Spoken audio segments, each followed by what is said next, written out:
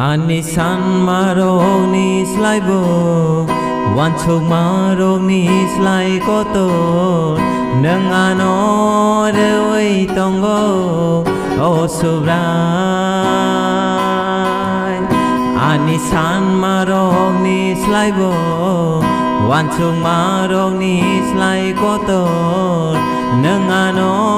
dewi tonggo O subrai Hambai dewi debaya Asung morong maham jama Rema bagai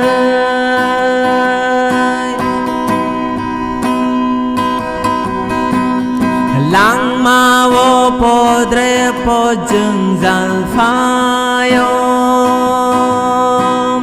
Basai krake tong na belai tu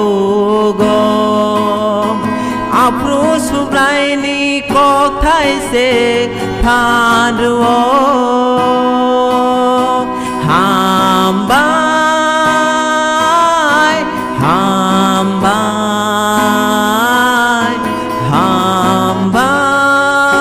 Hambai Subrai no no